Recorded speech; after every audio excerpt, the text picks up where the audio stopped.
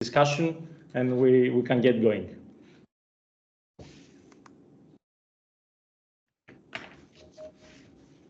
Good afternoon, everybody. Welcome to the Co-Investing Program webinar. My name is Philippos Zakopoulos. I'm the Managing Partner of Foundation. Foundation is an ecosystem builder and innovation management consultancy based in Athens, Greece. Thank you for joining us. Together with a set of distinguished experts, we have a panel of VC experts in Greece.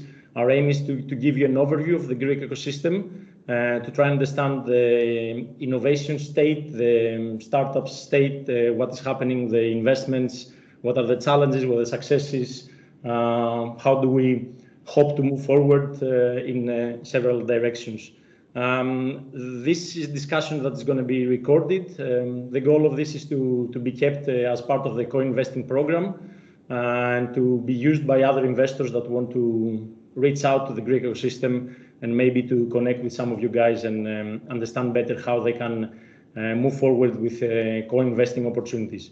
This activity is organized under the co-investing program. This is an initiative that is initially running in 5 countries: Romania, Bulgaria, Greece, Portugal, and France, with the aim to be extended in several other countries. The idea is to help investors from stronger ecosystems, from ecosystems with, let's say, more access to capital, to explore opportunities in more moderate and weaker ecosystems, with a hope to progress to co-investing opportunities, so local funds investing with external funds.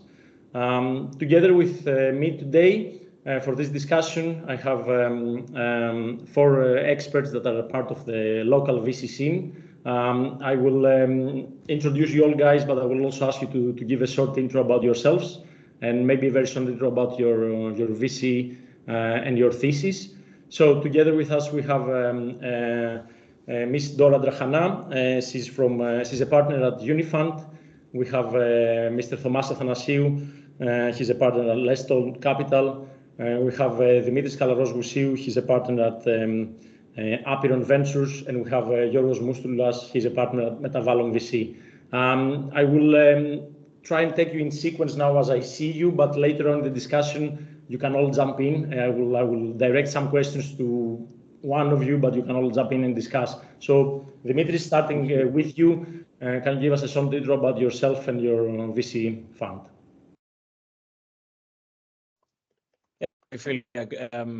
Thanks for inviting me. Great to be in this discussion this afternoon. So, about myself, so British educated legal apprentice who came back in the very beginning of the Greek crisis in 2010. I've been involved in the local scene with Foundation since pretty much its inception. I moved into the VC world in 2018 under the Equifund era. So the first fund we ignited through the Equifund platform was Velocity Partner. Moved on to a new firm and a new fund, as you mentioned, Apiron, in 2024. So with Apiron, we're doing pre-seed and seed. We just started we announced the firm and the fund a couple of weeks ago. We will be focusing on pre-seed and seed, which is where we focused, and I focused since 2018, in Gen Z economy, in B2B enterprise software. B2B enterprise, I think we're going to have the opportunity to discuss this a bit further, is an area of extreme talented teams in this part of Europe and in Greece as well. And Gen Z economy obviously is a forward-looking part of the strategy we have. Thank you very much, Dimitri. Thomas? Hi all, thank you very much, Philippos, for inviting us and for this webinar. Hopefully it will be useful for people. I'm Thomas. I'm a partner at Lestone Capital, as you said. My background is in banking and investments. I was in London for around 16, 17 years, working originally for a corporate bank in their leveraged finance department, where I helped set up the, let's say, the underwriting team, and then helped also set up the, let's say, proper participations team. And then I moved to an international private equity firm called Bridgepoint. You may have heard of it, where we went to assist with the setup of their credit funds initiative.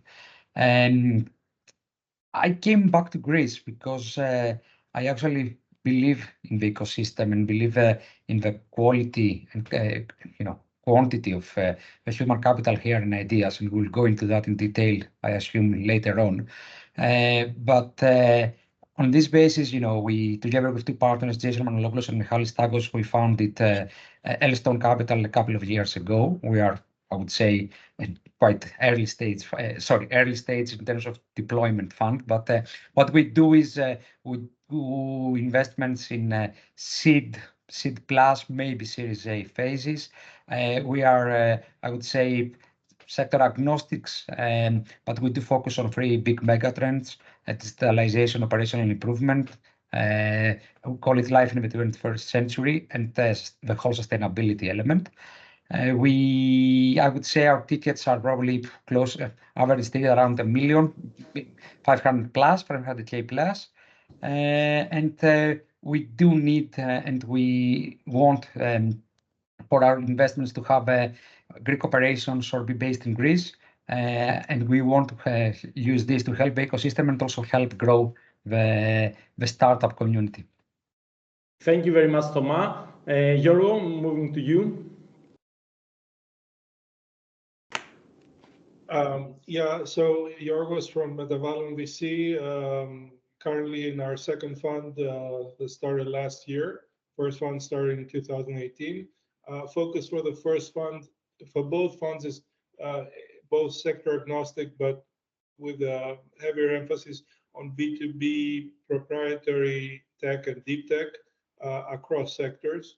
So much less things like B2C or marketplaces of the sort, more focused on proprietary and deeper tech. First fund was pre-seed and seed with smaller tickets. Second fund is more seed and seed plus, with the initial tickets of approximately, I would say between 800K and 1 million right now as initial ticket. Have made a bit over 30 investments, close to 35 by now. Progressing well, and still have quite a lot of firepower in the second fund. Thank you very much. And Dora, moving to you. Great. So thank you very much for the invitation today. I'm Dora. I'm a partner at Unifund. I started with this startup world like 10 years ago when I was running an international acceleration program across many countries back then. And in 2018, we started Unifund. So I moved to the VC world from the acceleration thing. And we started Unifund with Unifund 1 back then, which was a 30 million fund size powered by the platform of Equifund. And we concluded 23 investments across all the areas of deep tech with Unifund 1. And now we are currently actively investing from Unifund 2, which is a 50 million fund size.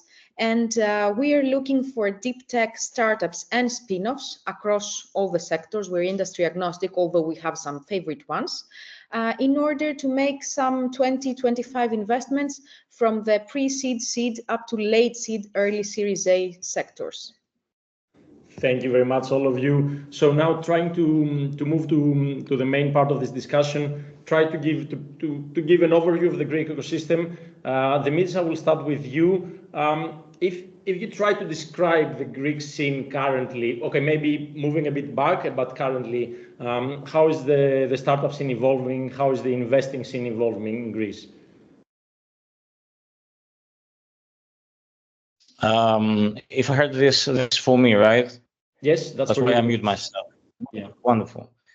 Okay, I mean, if you had to describe progress since the very first journey period, which happened between 2012 to 2015, you can say that we have done a lot. So there's a lot of progress in terms of new teams, more ambitious entrepreneurs, more international capital coming in terms of next rounds of financing. There's a bunch of success stories, so actual exits so far, especially in the last 24 months.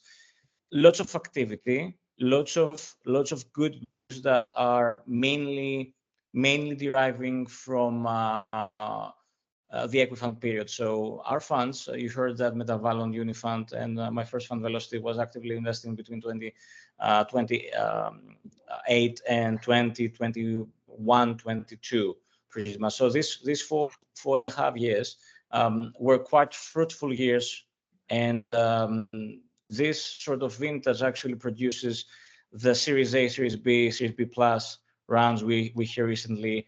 And the good news that I mentioned before are coming in terms of acquisitions for companies like the Box or Augmenta in the last 24 months. One part that's in my point of view is still missing is significant investing focus in our market in the pre-seed and around pre-seed level in terms of quantity, I would say, right? So the way we see it, every year there are around 15 to 20 something companies that are invested in the pre-seed stage. That's obviously incrementally better towards what was happening 5 or 6 years ago, but still we are lagging in, and still we have to make more room and make more investments in the very beginning of the venture pipeline, which is essentially the first up to 300, 400,000 sort of rounds, because essentially what we're building there are some of the teams that will be the main protagonists for the next years and for the next half decade or more. Number one. Number two, what's really important is that lately there is an ongoing and increasingly ongoing activity from non-Greek funds, and this is very interesting for this conversation we're having in Greece-focused talent. So quite a few Bulgarian funds, quite a few Romanian funds, quite a few Turkish funds are actively looking into this country for investments. They're deploying capital and deploying in most cases along with domestic funds like the ones we're in this discussion.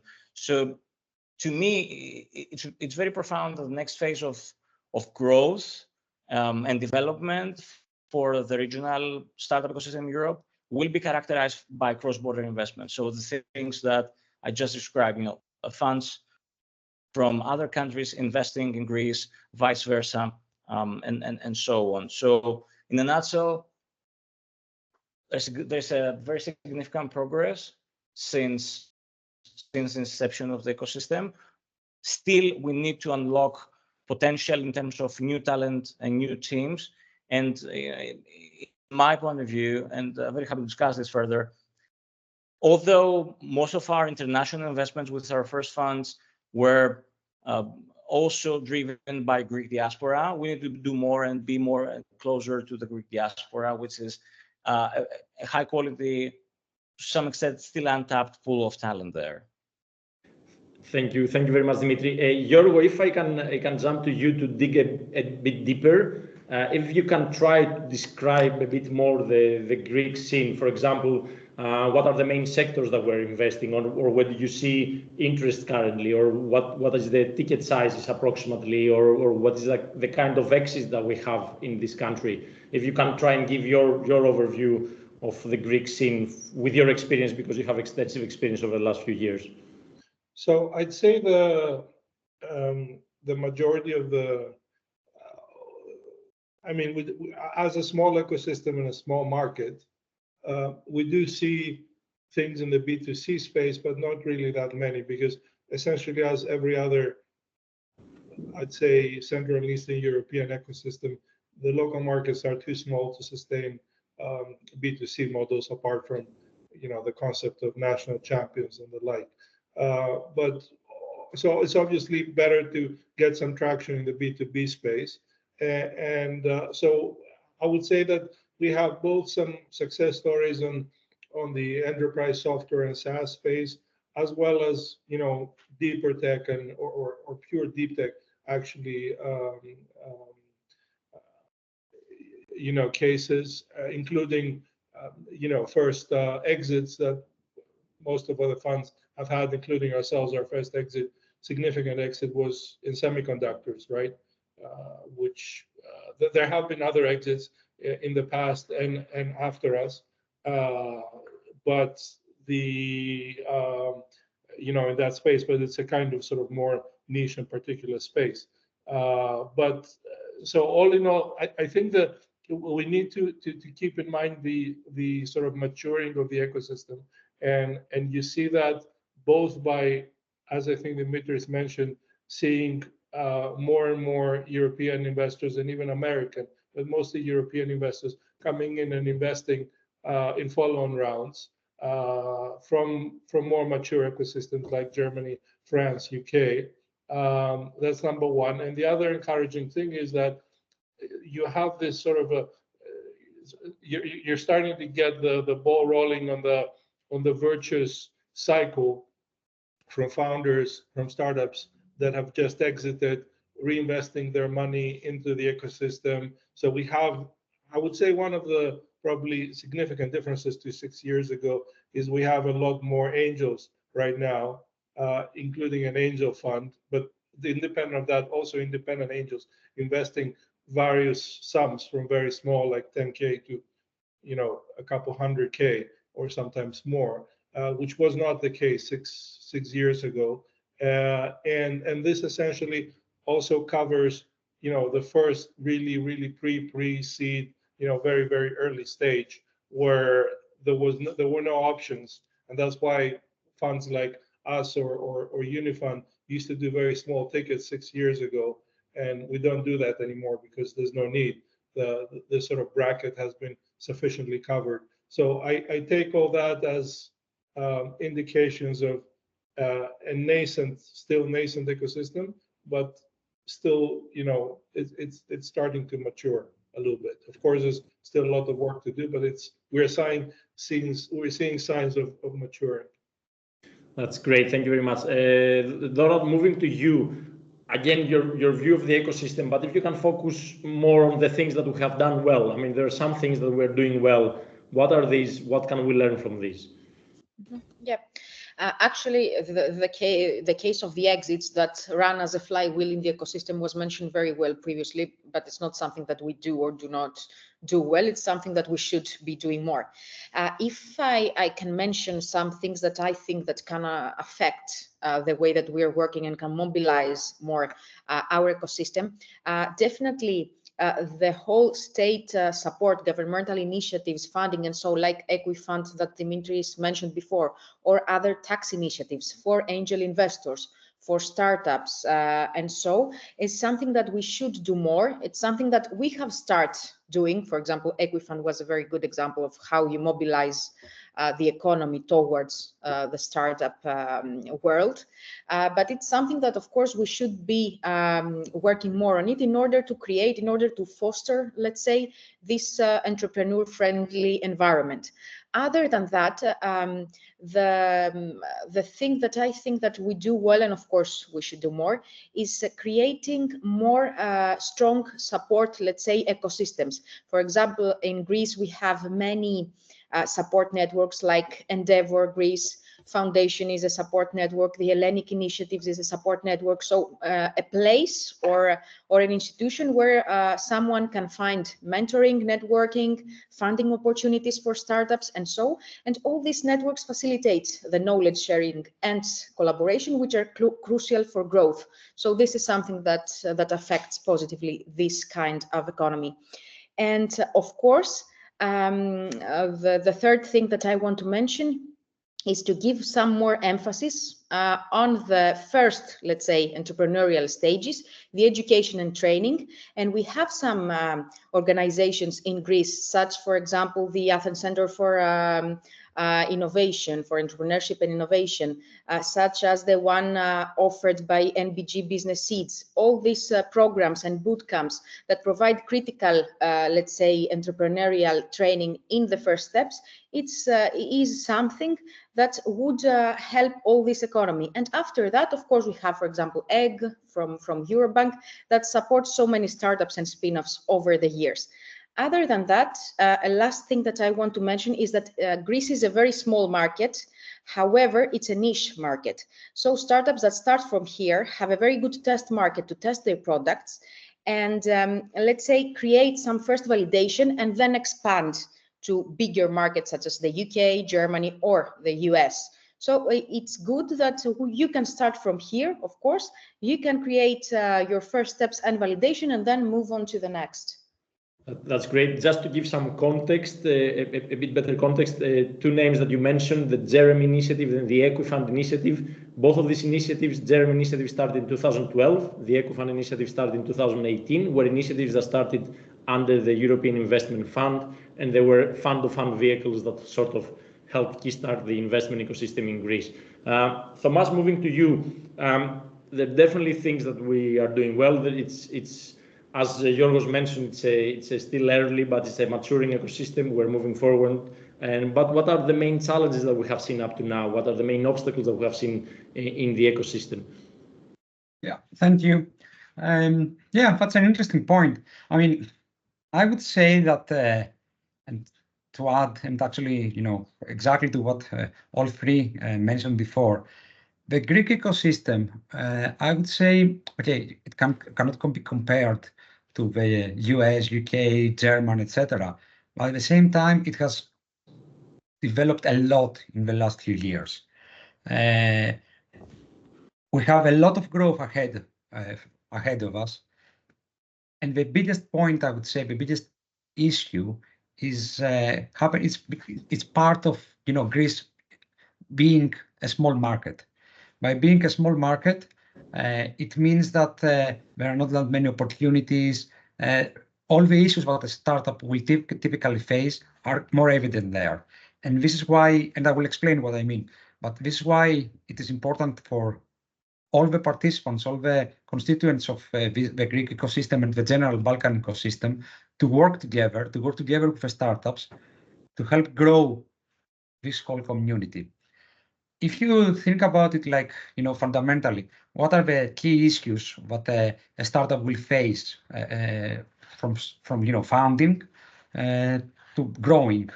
You probably start, with finding the right team. Are there good quality, do you have good quality people in Greece? I would say yes, and we are all confident about that. The point is, how do we actually convince them that it makes sense to actually risk and follow their dream and found a startup, because the startup industry is not for everyone. So this is the first problem, which goes into having a continuous inflow of seed business, of seed entrepreneurs, pre-seed and early stage startups, where they can add value. It has helped that we have had a lot of successful exit role models in the past, and there are quite a lot of names now that people can easily Google and find. Then it is how we can support them. It is not just the money. It is also finding the right teams. People can find their friends and set up something, but sometimes they will need support from relevant individuals. They could find them in Greece, i.e. it should be in our hands or these organizations to actually try to help teams come together. If someone has a strong developer and a strong CFO, matching with a strong sales guy who may have a different business, we should try to give incentives to do that. Another part is as they grow higher in terms of size, funding is there. As Dora mentioned, there is a lot of opportunities. Even VHTBI and other institutions are really supporting the Greek ecosystem and the government. The point is, what do you do at the next level? How do you go international? Because if you just stay in Greece, as George mentioned, B2C market is very, very small. It is just a proof of concept. But if you do B2B, unless you have the super duper idea, it will be difficult to grow coming out of Greece, because normally to sell to big multinationals, decision making will not be in Greece. It will be outside of Greece. So the part there is, how do you find ambitious entrepreneurs that understand what internationalization means and how you can link them with international either investors or general network advisors, etc., etc.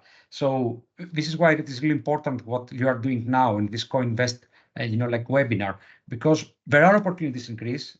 There is people internationally in Europe, US, etc., that can actually link the two and give opportunities for growth for both parties.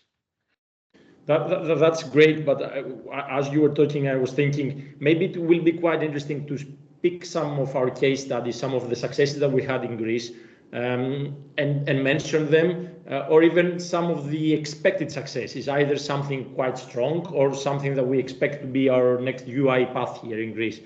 So we'll do a round and asking you if you can think of cases that are worth mentioning, or if you can think of best practices that are worth mentioning. Dora, I will start with you. Try to enlighten us with some stories that are interesting, or a startup that was exited, that was successful. Yeah, actually, I can mention a startup from our portfolio. Given that, especially with the first fund, we invested in very, very early stages. I can recall the case of Kinvent. Kinvent is a Greek-French, actually the founder is Greek-French. So the company is Greek-French. It's a startup specializing in smart devices and software solutions for the physiotherapy and the sports science sector. We have met them 6 years ago in Thessaloniki. And then they had something like 40K of yearly revenues, and they were 6-7 people. Now they have a multi-million revenue company, and they have also raised recently a very big round led by Eurasio. What they do very well is that they work with advanced, let's say, sensors that provide real-time data and analysis for the physiotherapy and sports performance. And this includes devices for strength measurement, for balance assessment, motion analysis, and so on. The main lessons that I can share from the Kinvent case are related to the innovation-driven growth, the customer-centric approach that they have, and the global vision, definitely. And this is related mainly to the founder himself, because he had the personal experience and drive. He was playing rugby, and he also was a mechanical engineer. So he combined his passion and his studies in order to create Kinvent. And they started very simple with the technology. I have been with them in many, let's say, medical related expos, and I was comparing the devices that the competitors have to theirs, and theirs are very, very simple. And I was trying to understand, I mean, all the others have these complex machines and so on. How are you selling with this simple stuff? But they do. And this means that they understand the market, they have a customer-centric approach, and they have found their niche positioning in the market. And definitely, although they started from Greece, they had a global vision. They have sales in more than 48 countries now, if I'm not mistaken, directly or through partnerships. And that's the great thing with them, that they wanted, they set it up, and they did it. Great. Yorgo, if we can have an overview from you and a case study, something interesting about the whole ecosystem or something that you were involved. You are muted, if you can unmute yourself. Yeah, so I'll suggest something that was an atypical investment case for us in the context of our focus on deeper tech. So Ferry Hopper is today the number 2 probably Europe-wide place to buy ferry tickets across Europe. They started from Greece, which is, together with Italy, the 2 largest markets in Europe, incidentally, but now they're present in Italy, Spain, Dalmatia, and parts of Northern Europe, e.g. ferries to Scandinavia, etc. So they are an example, I think, of someone who can be number 1 on the European and global scale in a market that most people would not have thought of entering. But we took them. We know them when they were selling a very, very small quantity of tickets, and now they are they got, I think, about 30% of the Greek ferry ticket market. So for a consumer sort of market, this is quite significant. And I do believe that because of their product innovation, they can still conquer, because the sector is quite antiquated and pretty backward in terms of technology. So there's a lot of room there. So we have still high hopes for them. That's great, brilliant. Dimitri, moving to you, if you have an interesting story to share. Yeah, and I like Yorgos positioning us, as an atypical investment. So I will also echo this atypical investment for us.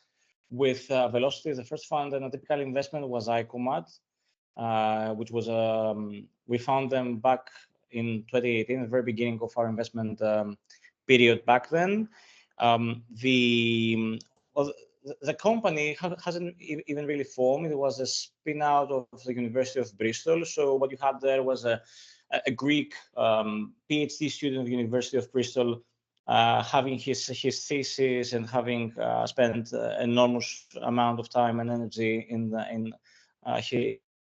last 3-4 years trying to analyze carbon fiber and new ways of creating carbon fiber composites. We partnered with them, and from the very beginning, it wasn't a typical investment because essentially this is material tech, and we had no prior experience, obviously, in this space. What the team is producing essentially nowadays is large industry-level 3D printing machinery that's producing 3D printers for anything from automotive to aerospace to space and anything in between. We found this team pre-incorporation in Bristol. Fast forward to today, the last financing round haven't really announced yet, but they should be able to announce in the upcoming weeks a very solid Series A round, co-led by two very significant VCs, one from the US market and an international with a strong EU footprint venture capital fund. The key learning there is really to be able to focus on deep tech that's backed by an IP and a team that has very specific niche domain knowledge. So initially, we understood that the market is there, or basically it will be there in the years to come. So what we backed was, number one, a team of laser-focused, as it's been proven, highly ambitious people from other university years, plus a promise that's backed by IP and international intellectual property that was already secured and protected by the university. The second thing I would argue about ICOMAT was the resilience of the founding team, because essentially for the last 6 years they were trying to figure it out in terms of go-to-market fit and in terms of how to unlock this sort of very big enterprise level contact. So especially in the enterprise world, it takes so much time, so much energy, and so much sort of sales firepower and consistency in order to be able to really be visible and have a solid communication with a potentially humongous contract and partner there. It requires certain level of, again, resilience from the founding team, and of course the backers, the investors of the startup company. Thomas, it's falling to you to try and give also a wider overview, maybe some of our big exits of the ecosystem, or maybe our one, let's call him unicorn, that I say let's call it unicorn. Okay, I can mention this. One unicorn that we have has not been an exit, has been on a valuation level, has been Viva Wallet. That was the 48.5% was acquired by JP Morgan for a valuation of $1.something billion. But Thomas, you can give us a wider overview maybe, and some specific case studies from your point of view. Oh yeah, I mean, I wouldn't be able to share specific case studies from our portfolio in any case because we're quite new, so we have done 4 investments, hopefully another 2 in the next month. So we haven't had any exits yet, unsurprisingly. But I mean, it is the big Greek, success stories are well known, and the early stage funds have done extremely well, and they're continuing to do quite well here. And I mean, everybody knows like deals like Hack the Box, Polfish, like Blue Ground, like you mentioned Augmenta earlier, InstaShop. These are the businesses that have created like multi-million exits and created a new wave of entrepreneurs. What I would like also to mention, just to show that these are not just like random, errors in the funding environment. This is like where the market is moving. By actually having 2 examples, like recently, I would say, I don't know, in the last year or so, we have been speaking to one of the companies we looked at, and quite early stage, and they were developing something which is AI driven, more technical, but machine learning ML, which is really, really good. Although you would say, like, would these guys be able to do it? One of my, let's say, good contacts who is running an international VC out of the US was looking ways to look into Greece, and they have a good MLAI experience and background and network. So we just hooked them up just for diligence, to be honest, to see if there's any real traction. And this actually worked. It might actually work for an investment for them. They will help them, white label and help their AI product. So you can see international people, international institutions looking at Greece, which is something that it has been proven with with Microsoft, Google, etc., coming and Facebook making investments in Greece. But going into earlier stages, investing in these businesses is quite important. And I'm sure, I think George will mention that because Metavallon has a very good blurb of how many money their businesses have raised from how many international investors on follow-on rounds. Another thing I would like to say is that, and this is completely personal, I haven't had quite a lot of contacts in the PE industry, I would say, in Europe. And when I came to Greece, and for the 2 years I've been here, I've been keeping in touch with quite a lot of people. They have been actively asking me to actually introduce them to deals in Greece. So Greece is no more off the radar for international, more private equity investors. What does that mean? That there is opportunity for synergies in the Greek ecosystem. You may have like a business that is doing good doing X, a business that is good doing Y, but if you put them together, you can create a success story. And this is something that we are trying also to explain to a lot of the business, what a lot of the founders what we're speaking to. Obviously, you have the typical challenges of this is my idea, my business. I have to give control and ownership. But once they start speaking to people and they understand that, wow, this can become big, and then we are not going to be just looking for an exit in 2 years' time. We will be the ones that we will make the acquisitions in other countries. Then this becomes quite intriguing, and then Greece will become it will grow, but it will no longer be a follower. It will be like a dominant player in the market when you have the opportunity to actually internationalize, and also you go out and acquire businesses. That's great. That's an interesting point of view. Before we move on to let's say the future of the Greek ecosystem, Dora, I want to touch to a very interesting and in a sense important subject, and I'm turning to you as you are the female participation in our panel today. As in most ecosystems, but unfortunately Greece is not the ones leading, women participation in our startups and our VC world, but let's focus on our startups, has not been that strong. Why do you think this is? How can we enhance women participation in the local startup scene or in the local tech scene that sometimes it's combined with the startup scene. Can we learn from other ecosystems? What can we do? Yeah, sure. Actually, this is something that, as you mentioned, also bothers me at a personal level.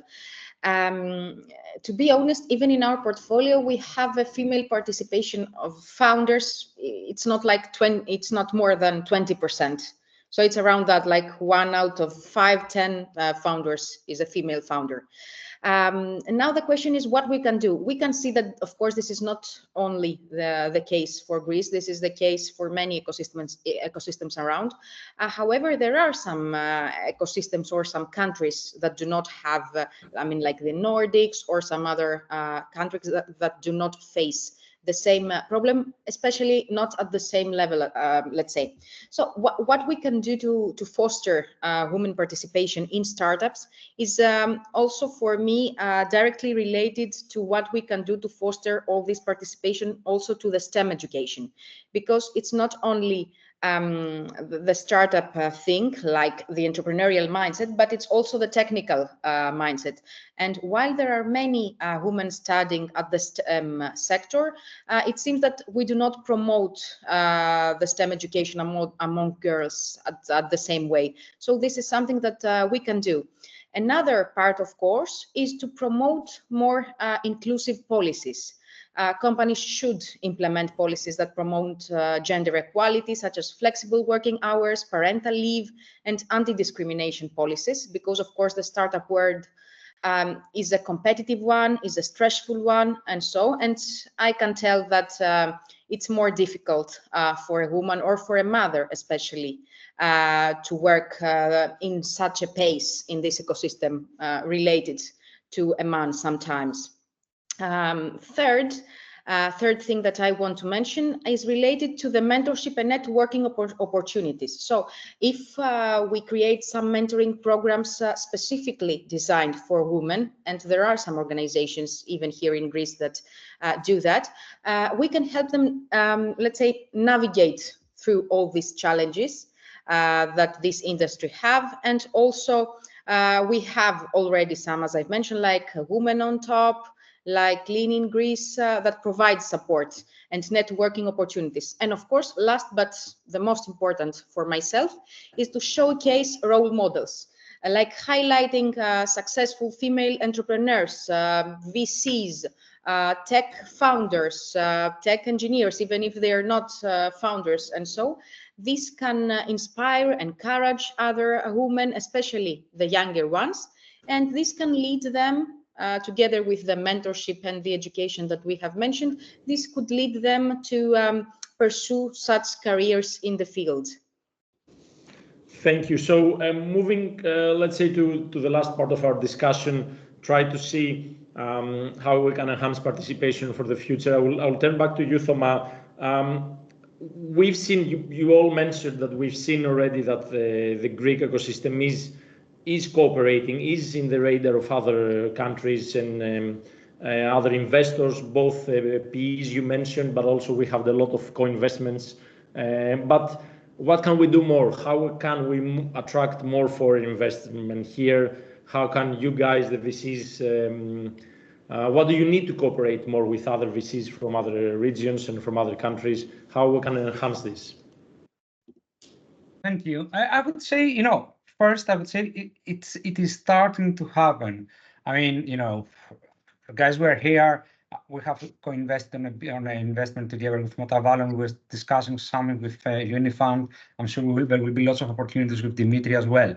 So from the Greek funds perspective, I would say that it feels that we're very open, that we want to work together and we want to share resources and, like share our network and in a way try to grow the pie rather than try to get a bigger slice of the existing pie. In terms of how do we cooperate with more international or let's say regional funds, first, initiatives like Tech Tour is extremely important because this is like what brings these key investors together. Second, like other regional events like Dora Today is in Cyprus. These kind of events help the community awareness, then help, like even angel investors get involved, maybe do early stage investment because there is follow on and capital from other funds. What do we lack? I don't know. Maybe like try to increase our let's say cooperation with international funds. Certain institutions, certain investors in Greece, I mean, are trying to do like more networking in the States, etc., like Genesis or VF or Marathon. So this is happening. Do we probably need to work more with the Greek diaspora and like the business that we work in terms of recruitment and talent acquisition in Greece? There is this sort of brain regain, but we don't just need to find like the super duper clever guys. We just need to find also people who are younger, but they can see that there is opportunity in Greece, and in a way they don't have to be Greek. Let's create like the opportunity for the Greek ecosystem that can be like the machine that will help people, international employees, accelerate their career. They can come here, they can get valuable knowledge, and they can use this to go somewhere else. They don't have to stay here forever. Nobody stays in the US or the UK, forever. They just go there, get a lot of experience, get a good, good stamp on their CV, and they move on. That's great. Jumping from that to something that you mentioned, we have a good scene as far as B2B startups is concerned. And if I take this a bit further, you mentioned some deep tech focus, let's call it. So we do have some talent there. What can we do to enhance this deep tech expertise? Is there something missing here? How we can connect maybe our universities a bit better, or the industry, because these are two sectors that are lacking a bit. There's clearly, in terms of universities and research, there's clearly still a gap in terms of tech transfer, or maybe I should call it tech discovery of whatever is under the surface. Again, I'm not really sure if this can be fixed, but it's definitely something for research and unis to address. I mean, they are improving. They're setting up tech transfer offices, or improving them where they existed. But I guess at the end of the day, it comes down to more of a mentality thing, because the whole education system is not geared towards entrepreneurship. It's geared towards go and work in the public sector or corporates or this sort of thing. So I mean, for me, it's amazing that in tech universities there's very little contact with the whole entrepreneurship ecosystem, whereas people do like dozens of courses on the most minute details of tech, and really deep stuff that is only going to be used by if you go into full-time research your whole life. And I mean, there's definitely room there to sort of connect a little bit, very basic stuff about entrepreneurship, and why is a startup an option for me as opposed to going and working at the research institute my whole life, essentially. So I would say that's the roots of the issue is the same, which, by the way, it's similar to what Dora said about female entrepreneurship. I mean, if you have all female, students in the high school being groomed and geared towards sort of like literature and this sort of subjects, then you can't really expect to have a lot of female tech founders. So this has to be corrected much earlier, I think. Dimitri, moving to you, I will also try and give some focus to the other pillar. How do we connect better with the industry? This connection seems to be improving the last few years, but maybe it's a bit lacking. For example, we have a very strong shipping sector here in Greece, but we don't have an equivalently strong startup shipping scene. How can we improve this? Yeah, Maybe a couple of things. Number one is I think we all try to educate, quote unquote, educate.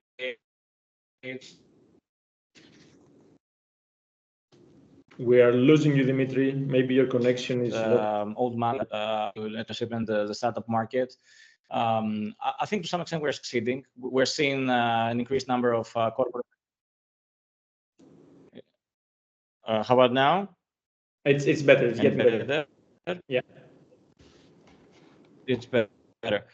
I was saying we're seeing an increasing number of from corporate venture capital funds, from corporate executives. So obviously there is a growing interconnection. We're not there yet. As far as the corporate side is concerned, I think they have to open up, and they're more willing to open up easier the system as their partnership opportunities with smaller, because what we're seeing right now, as far as both multinational companies based in Greece and Greece-based corporates are concerned, it takes so much time to really be able to come down to something that could potentially look as a contract for a startup company, or as a go-to-market platform and opportunity for a startup company through an established corporate. And we all have to understand that in the startup world, every month counts when your runway is just shy of 12 months or 15 months. So there has to be more willingness to open up the conversation and to be faster as far as ways to collaborate between corporates and startups.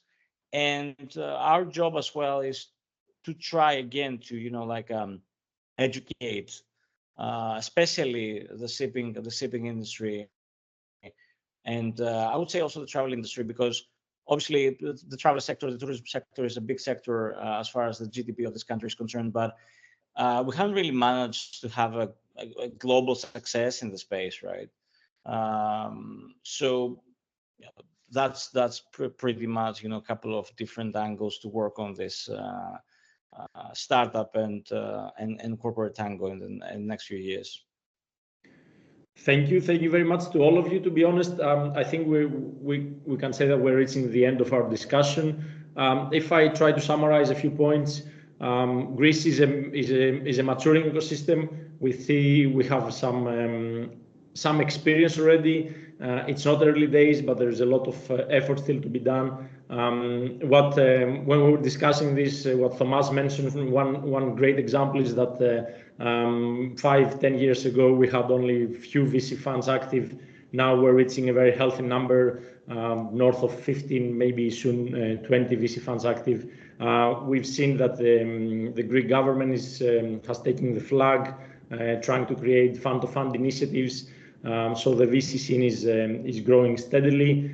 We had some exits over the last few years that has put us on the global radar. And as all of you, Yoros, Dimitris, and Dora, you mentioned as well that we see a lot of activity in co-investing. So we see a lot of activity for other funds being active here in the region.